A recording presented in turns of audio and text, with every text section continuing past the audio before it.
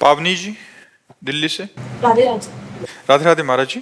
महाराज जी, मुझ में इतनी कमियां हैं कि मैं भगवान को सुख में भूल जाती हूँ। महाराज जी, इसके बाद भी क्या वो हमारे भगवान को सुख में भूल जाते हैं? मतलब इतना सुख मिलता है कि भगवान को भूल जाते हैं? जब सुख होगा तो भूल जाते हैं।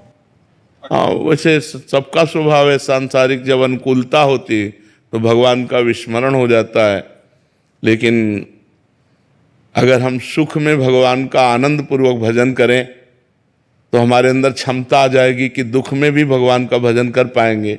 यदि हम सुख में भगवान को भूल गए, फिर दुख में तो भूल ही जाएंगे। दुख में हम कैसे याद कर पाएंगे? सुख में हमें सुमिरन करने का अभ्यास बनाना चाहिए, तो दुख में भी हम सुमिरन कर सकते हैं। सुख में तो अनुकूलता रहती है, आनंद में होकर तो और भजन होता है, लेकिन वो दिन याद करो जब विपत्ति आएगी, प्रतिकूलता आएगी, क्योंकि सदा समान दिन नहीं रहते। आज अनुकूलता है तो कल प्रतिकूलता आएगी, तब क्या करोगे? जब प्रतिकूलता आएगी तब तो भजन बिल्कुल नहीं बन पाएगा। इसलिए मुझे आज अभ्यास करना चाहिए। अभ्यास पूर्वक भजन, दुख में भी हमें भजन कराओ। जब दुख में भजन होता है तो दुख व्यापता नहीं है, विपत्ति व्यापती नहीं है। तो ये डिप्रेशन क्यों होता है? पाप कर्म के कारण, व्यर्थ चिंतन के कारण, जो ओवर थिंकिंग है, निगेटिव चिंतन के कारण।